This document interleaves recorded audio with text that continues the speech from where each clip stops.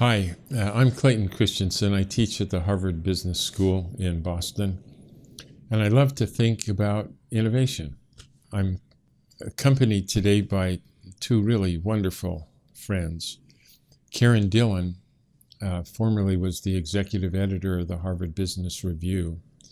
This is the second book that we have written together, and she is just an exquisitely gifted writer. And Taddy Hall is a former student of mine. And I've had a lot of students, but of all of them, I asked Taddy if he would join us in writing this book, Competing Against Luck. And Taddy, in the Harvard Business School classrooms, they are in a U-shaped, and you tear up. And Taddy was on the left-hand side, right on the aisle, 2 years ago. at the highest level. And he sat there 22 years ago. 22. And I asked him because I couldn't beat him in any intellectual interchange at all. And so I decided he could join us. And it really helped. We have another co-author named Dave Duncan who couldn't join us today. And he and I have worked helping these ideas usable for big companies to implement the use of these ideas at scale. So we're delighted we could be with you today. So I'm going to ask you a question because my old hat as journalist makes me compelled to do so. You're very well known in the entrepreneurial world for your theory of disruptive innovation. And that's been around long enough that people almost see that as a battle cry. They want to be the disruptor and disrupt or die, all those things. And for many people, they think that's a strategy. I'm going to disrupt companies. Yeah. What does this book and your idea have to say that fits in with your theory of disruption? And why is this idea important to share? Boy, that's a great question. Looking back on it, I've decided that calling the phenomena disruption was a bad idea because the word disruption has so many different connotations in the English language that allowed people who wanted to be successful just take the word and attribute it to themselves in the belief that if you call it disruption, it will actually be disruptive. It will be disruption, right, exactly. And looking back on it, we should have chosen a different language. There's a man, Kahneman. What's Kahneman's first name? Daniel Kahneman, Yeah, Nobel Prize winner. Yes. Who wrote a book about our brains are thinking fast and slow. Right. And he had a phenomena that he was describing, and he said, he used the words type 1 and the other one is type 2. Mm-hmm. And the nice thing about calling them 1 and 2 is then you don't know what it means unless you actually get into the context and you try to understand it, right. You know. And so we ought to think about it as type 1, type 2. 1 keeps you protects you against competitors, right. And type 2 helps you grow by making products that customers will want to buy. So that's for all companies, that's a powerful idea, right? How do you create a product or service that predictably, it's not just rolling the dice and hoping you get it right, but people will actually want to buy. That's right. And so this is not just an idea, a whimsy, a muse on your part. This is a theory that you have spent almost 20 years thinking about and developing. Tell us what the theory is. Well, so you can see I'm Clayton Christensen, and there are all kinds of characteristics and attributes about me. I have hair, and I'm 64. Why that happened, who knows?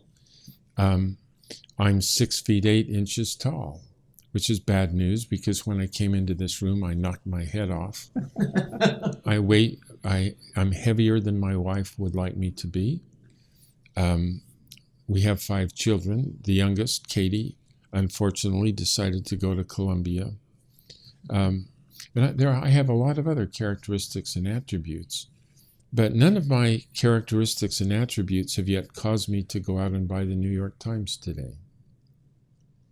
There might be a correlation between my characteristics and the propensity that I might or might not have to buy the Times, but my attributes don't cause me to buy the Times.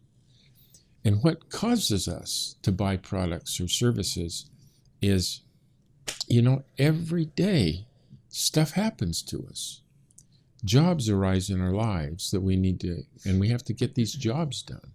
And some are small jobs that recur year after year or day after day. Other jobs that arise are big jobs that we've never wrestled with before, but we've got to do it. And whenever one of these jobs arise in our lives, we then have to say to ourselves, gosh, what are we going to hire to get this job done? And then we start to look around the world trying to find something which, if we engage it, will help us get the job done. It brings predictability to innovation because the causal mechanism around our buying a product is we have a job to do. And understanding the job allows us to harness that causal mechanism. And that's why one of the reasons why we're so excited about the book, because it takes luck out of innovation. Illustrate that through the New York Times example. So being 6'8" and living where you live and having hair doesn't cause you to buy the New York Times. What job might arise in your life that you do that does cause you to buy the New York Times? Well, I do read the Times a lot. And the job that I hire the New York Times to do for me is I'm a busy guy, but I can't allow anybody. I don't want myself to come across to somebody as somebody who is uninformed. I want people to believe that I'm informed. And so I read the New York Times so that when I'm in a conversation with somebody, I can appear to be articulate and informed. So the New York Times isn't necessarily competing with every other newspaper on the newsstand that day. It's competing with a whole host of ways that you could choose to be informed instead, the things you could hire to make you feel informed. That's right. And furthermore, I don't have time to read the New York Times, right. And so I have to appear as if I'm informed, right? But that's part of the job to be done. There's an emotional piece to it. There's a social piece to it. It's not just functional. That's right. Did you read the Times this morning?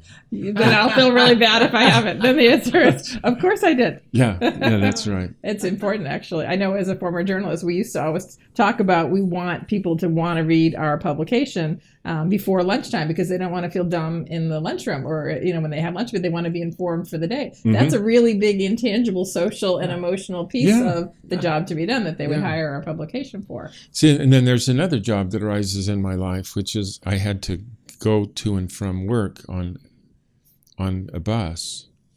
And it took me about 40 minutes to get into Washington. And I'm sitting there, what am I going to do with 40 minutes, This is pre-smartphones. Yeah, that's right. And then I realized, geez, I could read the Washington Post front to back in about 40 minutes. Right. And so I did it to keep my life filled up with something. Right. And that was actually a different job. Right. I even read the news about sports, and so just to fill time. Right.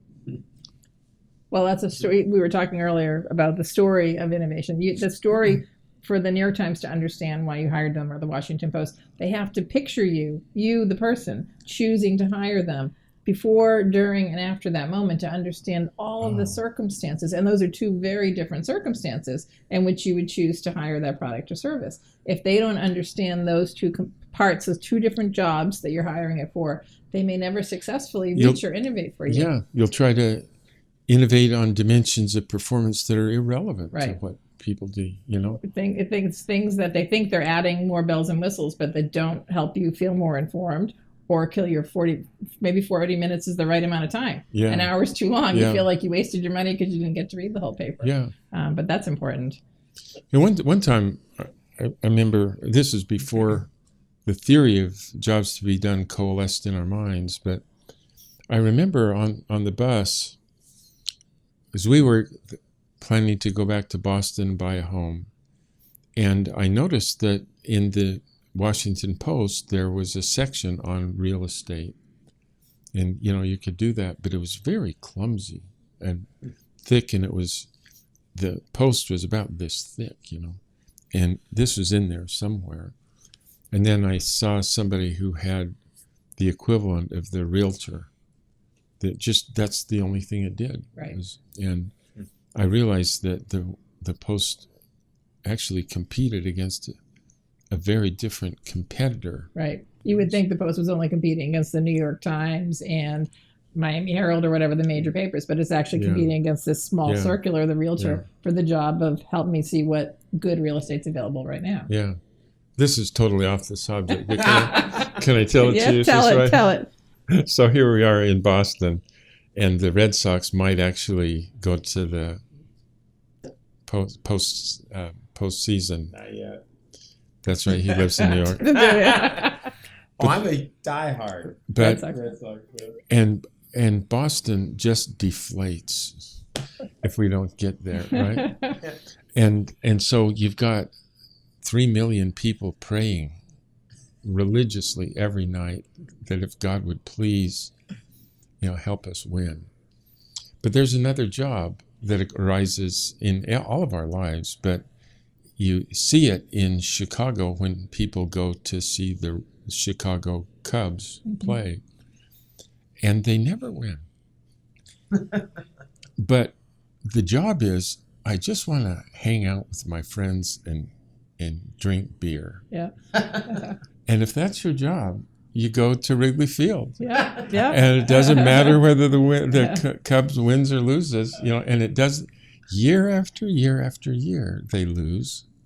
And it doesn't matter. I've been to a Cubs game, and the experience of going to a Cubs game is really fun, even if you're not a Giant fan. There is something about the entire experience of having the beer and the hot dog and the one ice cream bar that my father always allows himself, for example. It's true. The experience of being there is about something different than simply having a team win or lose. It's about being part of something. Yeah.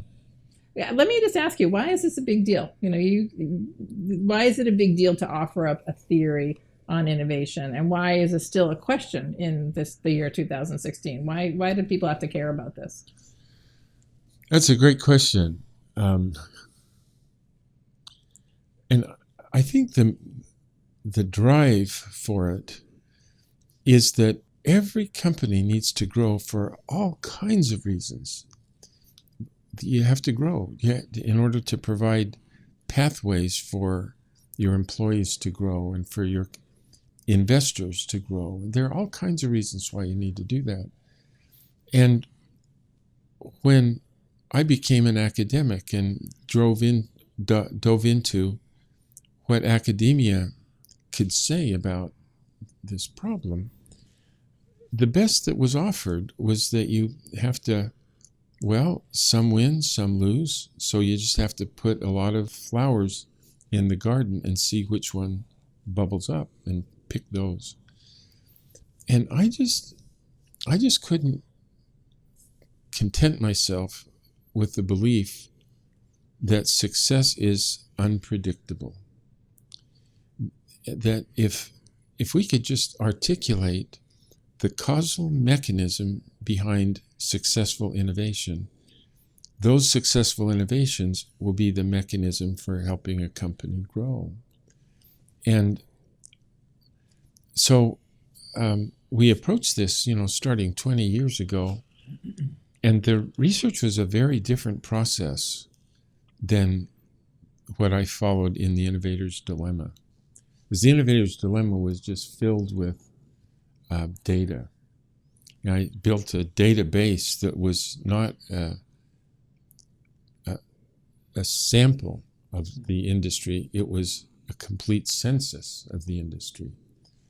And we inductively went from all of that data into this insight that we call disruption now.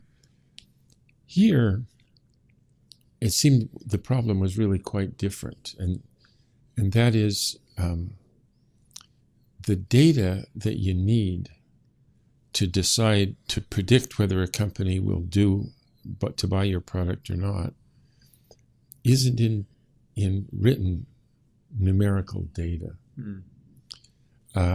If that was so easy, every new product would be successful. But we needed to understand what causes people to do things at an individual level within the context in which they need to decide, And that was a very different type of research than we had engaged in before. Disruption was an inductive method.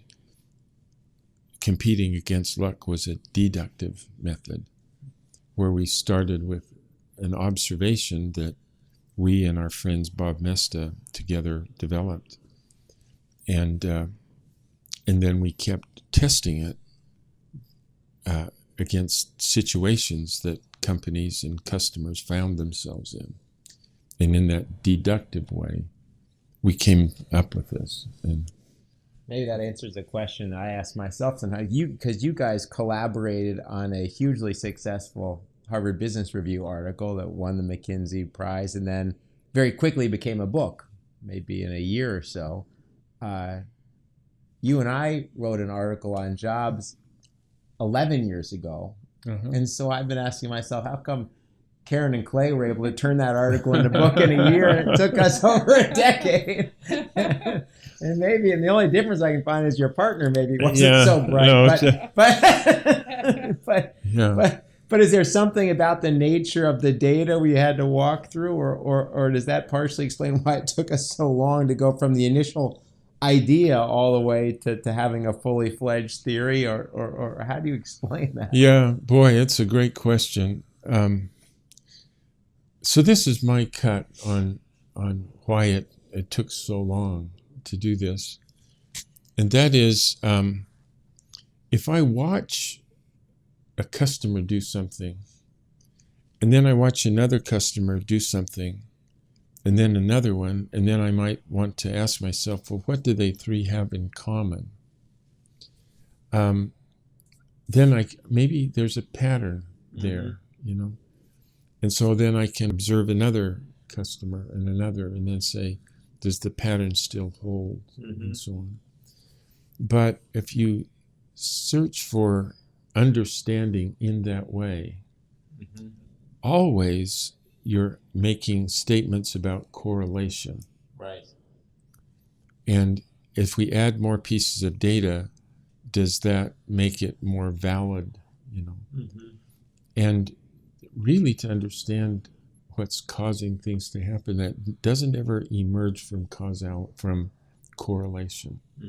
And so you just need to very carefully watch a single customer and figure out, why did she do it this way instead of that way? Yeah. And what was the context in which she made that decision? And once you have this hypothesis, then you can say, now, is there something about what she did in her context that was different here? And then use that to build the theory that way. Clay, one of your favorite, I think all of our favorite stories about distinguishing between correlation and causality is the Old Milkshake Story. Do you want to tell that briefly for the Startup Nation folks? Yeah. So a large fast food restaurant chain had decided that they ought to be selling more milkshakes. And these are very sophisticated marketing people, and they had a demographic of the quintessential milkshake customer. It turned out that I fit that profile perfectly. And so they would convene meetings with customers who fit that. Focus groups and things like, And ask them, how could we improve the milkshakes so you'll buy more of them? And the customers were very articulate about what they would like in the milkshake. And so the company improved their milkshakes on those dimensions of performance, and it had absolutely no impact on sales or profits whatsoever. And when we learned of that work that they were doing, we asked if we could help them, and so they allowed us to study.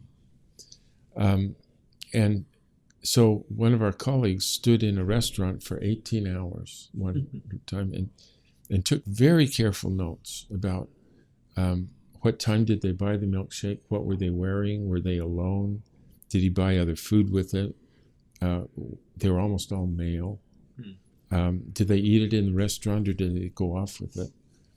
And it turned out that about 40+% of the customers who bought it before 8:30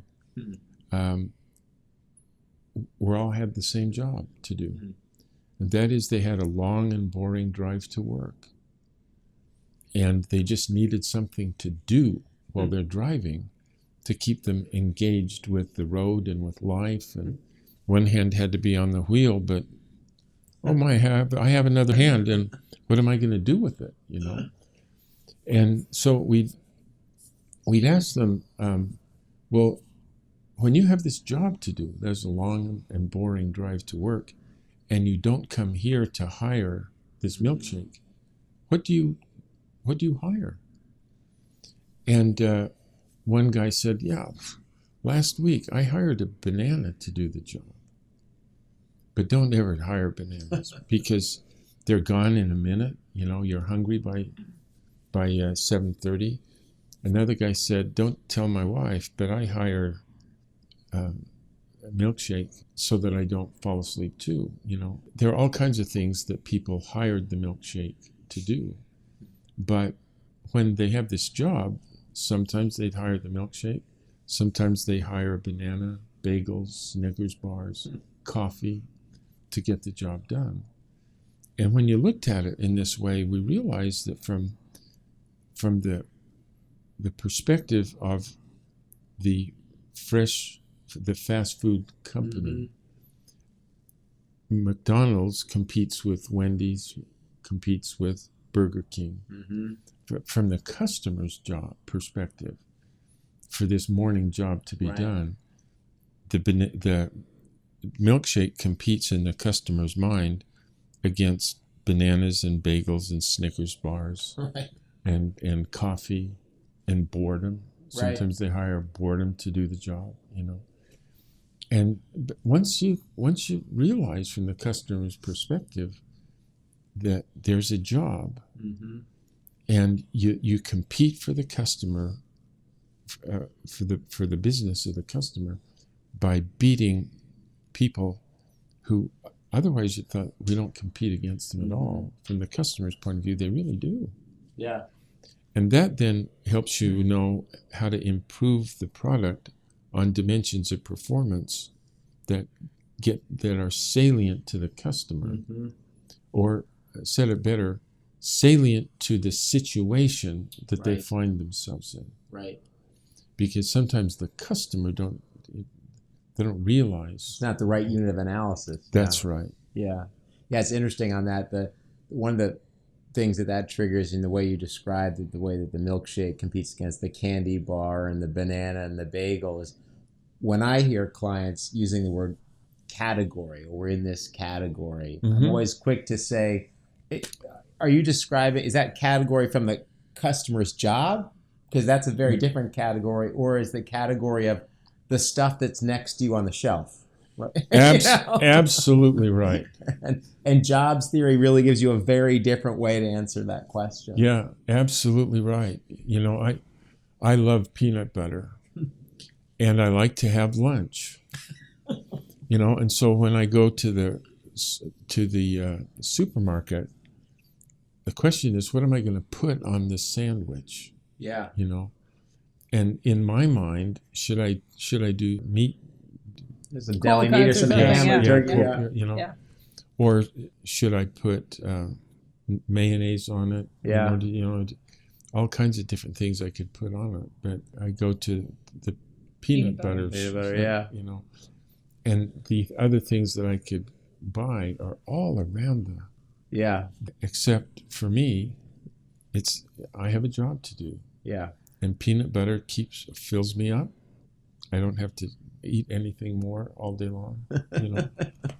You can keep it in your desk. It's not. Yeah, it's handy. it's easy to make yourself. There are a lot of things about peanut butter that are competing in surprising ways, not just with cold cuts, but with feeling full for the whole afternoon. It is a different job to be done. Yeah, that's one of my favorite parts of the book, Clay, are the areas in which, as you've been maybe the longest practitioner of jobs theory, that you've discovered how relevant it is in areas outside of business.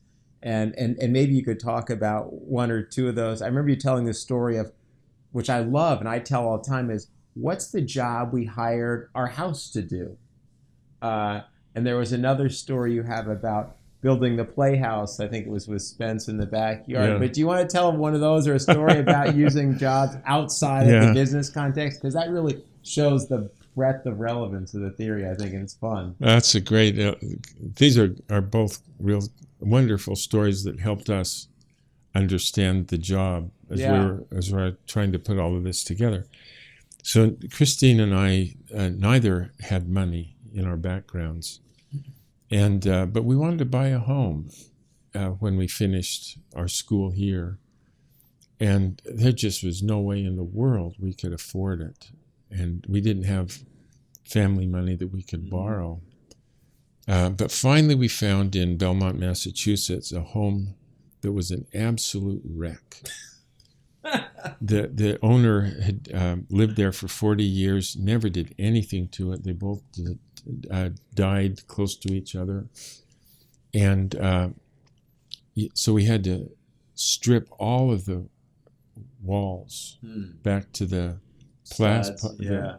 And put on a new wall, and I knew how to do this, but we decided that we would take our time, not because we thought we could do a better job than a tradesman. We didn't have money for a tradesman anyway, but we asked the kids to help us as we did the work. So I never painted a wall without 2 or 3 of my kids helping me paint it. And I had to be careful that they not screwed it up, But everything, we had to pill the ceilings down. Our oldest son, Matt, went up onto a ladder and helped me pull it down and then put it back up. And it took us 12 years to get the house to the point where we weren't ashamed of it, But our kids now, they're older, we just watch them when they come home. And every time they walk into the dining room, they could point their finger at the piece of the wall that they painted, and they remembered how hard it was to hold up sheetrock is really there, and the sense of I can do this, and I did that has a powerful effect on our kids' lives, and really, the job that it did was I want to raise a wonderful family that are competent and capable of taking on difficult problems. That was the job. There's another job out there, which is I want my neighbors to admire my house. And that's fine, But I'm glad that ours did that job. Because it helped us. We feel good about our children. I don't know if more people would buy junky houses, but it would still be interesting for people to go through the exercise of what's the job I hire the house to do. And now that I'm obviously much more familiar with you, I find myself using the theory and asking that question all the time. And sometimes you get to surprising answers just the way you did with that one.